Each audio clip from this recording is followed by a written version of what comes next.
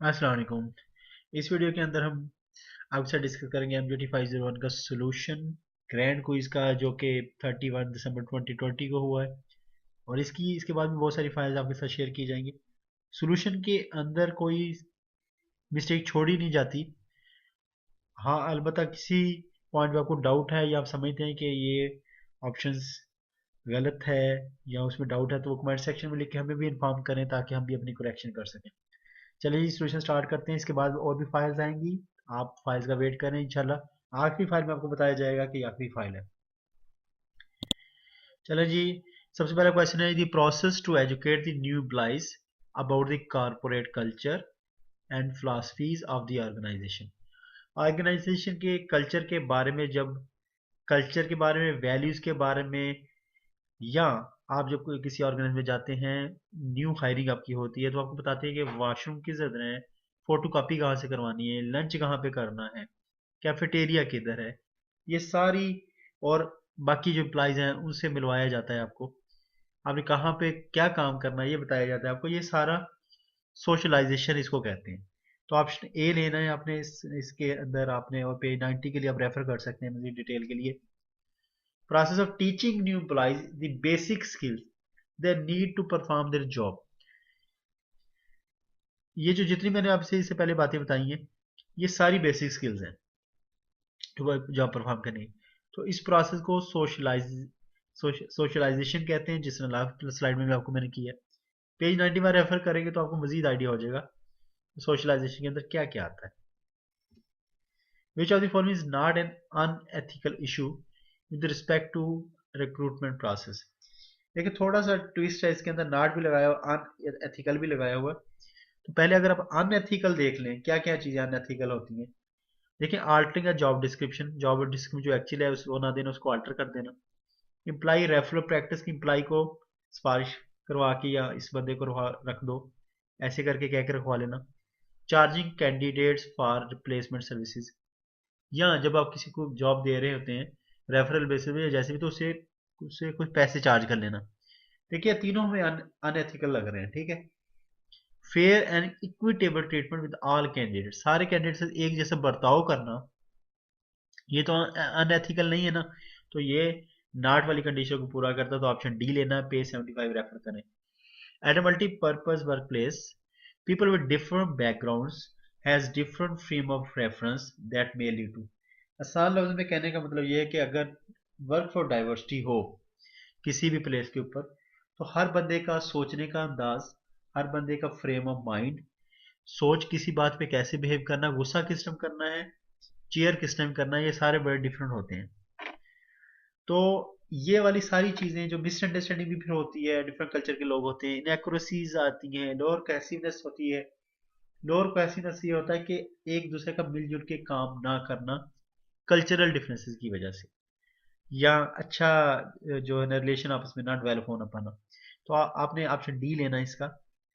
This socialisation process more likely to be conducted by, जो मैंने आपको पहले बताया सोशलाइजेशन प्रोसेस, ये HRM जो ह्यूमन रिसोर्स मैनेजमेंट डिपार्टमेंट होता है, ये वो वाले कंडक्ट करवाते हैं। Option A, which of the following work force better facilitate the organisation to develop creative and innovative ideas.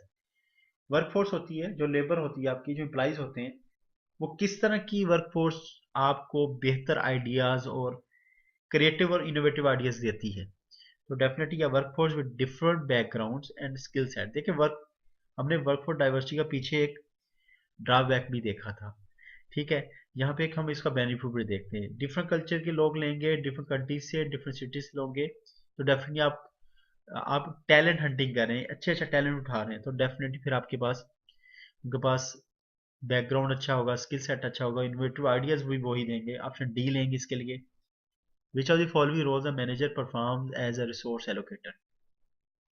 Resources क्या होती हैं आपकी, ह्यूमन काम करने वाले लोग भी एक आपका रिसोर्स है। फाइनेंशियल रिसोर्स होते हैं, रॉ मटेरियल वाले आपके रिसोर्सेज होते हैं। इक्विपमेंट रिसोर्सेज होते हैं, कैपिटल रिसोर्सेज जिसको कहते हैं। तो ये जो एलोकेट करता है किसको कितना चाहिए कोई एक्टिविटी परफॉर्म करने के लिए, ये डिसीजन कर रहा होता है एक्चुअली। तो डिसीजनल रोल होकर परफॉर्म कर रहा होता है उस वक्त मैनेजर। तो ऑप्शन बी ले इसका। Which of the following is not considered as a type of group role? Group role कौन सा नहीं है नीचे के दिए गए ऑप्शन में से? देखिए, टास्क ओरिएंटेड रोल्स भी ग्रुप रोल होते हैं, रिलेशनशिप ओरिएंटेड रोल्स भी रोल्स होते हैं, इंडिविजुअल रोल्स भी ग्रुप के अंदर पाए जाते हैं, जो कि ब्लॉक करते हैं, जो हिंड्रेंस क्रिएट करते हैं, काम सही नहीं करने देते ग्रुप के अंदर, वो भी एक रोल है। ठीक है। वो कंस्ट्रक्टिव रोल भी होते हैं, बैकअप करने वाले, बैकअप बैकअप आपको हर वक्त टाइम बैकअप करते हैं। तो ये तीनों रोल्स हैं। Achievement of strategy group role नहीं है, तो ऑप्शन डी ले आप इसका। Which one is not the component of training and development? देखें, हमने जो सोशलाइजेशन देखा था स्टार्ट में, orientation is part of socialisation, तो ओरिएंटेशन भी एक ट्रेनिंग है। इनिशियली जो लोगों को टीच कर रहे थे वो भी ट्रेनिंग है। ठीक है। कैरियर डेवलपमेंट के लिए भी ट्रेनिंग्स होती हैं। फिर ऑर्गेनाइजेशन डेवलपमेंट भी एक ट्रेनिंग एंड डेवलपमेंट आपस में इंटरलिंक्ड है। ठीक है। तो किसी और मौके पे इस पे बात करेंगे। चेंज मैनेजमेंट को ट्रेनिंग नहीं है। ठीक है। ये प्रोसेस है कि आप उसको कैसे मैनेजमेंट, चेंज आ रही है तो उसको कैसे प्रोसेस करना है, आपको किस कैसे मैनेजमेंट करनी है, आपके मैनेजर कैसे उसको डील करेंगे। ये ऑप्शन डी लेने इसका। Which aspect of human source management is concern with collective bargaining of labour union? देखिए, हर कंपनी के अंदर एक लेबर यूनियन होती है, उसको सीबीए भी कहते हैं, क्योंकि वो बार्गेनिंग कर रही होती है collectively on the behalf of employees. तो ये जो ह्यूमन रिसोर्स डिपार्टमेंट होता है, वो उस वक्त क्या, मतलब वैसे तो ह्यूमन रिसोर्स डिपार्टमेंट के बहुत सारे फंक्शन है, वो कौन सा फंक्शन परफॉर्म कर रहा होता है, एक्चुअली ये पूछना चाह रहा हूं।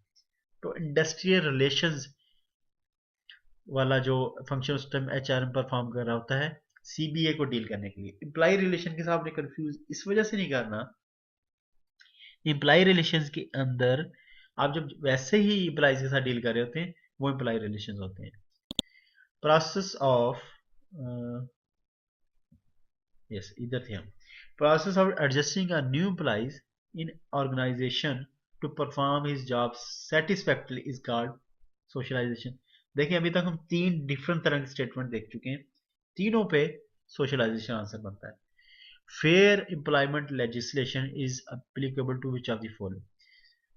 फेयर एम्प्लॉयमेंट कानून साजी का बात कर रहा है कि कानून साजी जो होती है वो कहाँ एप्लीकेबल होती है। देखिए जी, एम्प्लॉयमेंट की बात करें, एम्प्लॉयमेंट डिसीजन वो होते हैं कि आप किसी भी तरह से जो मैनेजमेंट के डिसीजन है या एम्प्लॉयर के डिसीजन, मालिक के डिसीजन है, वो अनफेयर नहीं होने चाहिए। ये लेजिस्लेशन है सिंपली। तो प्लानिंग एंड सिलेक्शन के फेयर एम्प्लॉयमेंट की बात कर रहे हैं कि जॉब पे जब रख रहे होते हैं तो उस टाइम तो फिर प्लानिंग एंड सिलेक्शन आता है। ठीक है। तो ऑप्शन बी लेंगे हम इसका। सिलेक्शन आपको पता है, सिलेक्शन के अंदर रिक्रूटमेंट के बाद वाला जो प्रोसेस होता है कि आप एम्प्लॉयज को जैसे पिक करते हैं जब, तो वो सिलेक्शन कहलाता है। Forecasting method which is based on subjective views of managers to determine human source requirement. देखिए, सब्जेक्टिव व्यूज की वो बात कर रहा है मैनेजर्स के, और इसके अंदर कोई मीन्स कोई डाटा नहीं है उनके पास।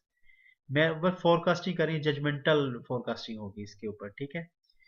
तो इसका मैनेजमेंट जजमेंट आपने ऑप्शन लेना है, ऑप्शन डी।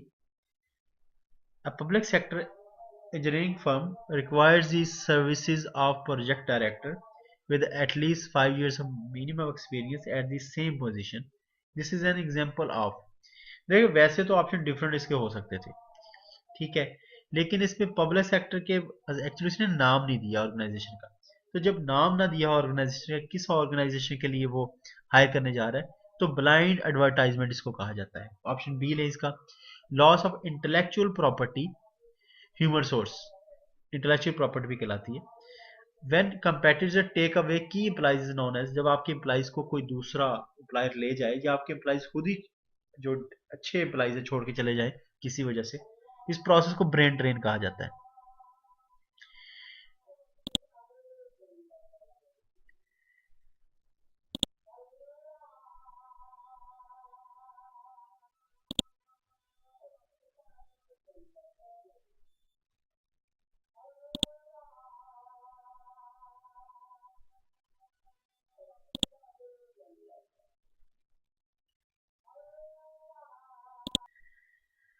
तो चलिए हम रिकॉर्डिंग दोबारा स्टार्ट करते हैं। अजान हो रही थी साथ, तो मैंने कहा थोड़ा पास कर लिया जाए। तो इसका आपने ऑप्शन जो है डी लेना। अभी स्टेटमेंट पहले पढ़ लेते हैं। In what ways job analysis information will help the human resource department to develop the training program. अगर ट्रेनिंग प्रोग्राम डेवलप करना है, जॉब एनालिसिस उसकी कैसे हेल्प करता है, वो उससे हेल्प करता है कि वो बता देता है कि रिक्वायर्ड एक्टिविटीज और स्किल्स क्या चाहिए किसी जॉब को परफॉर्म करने के लिए।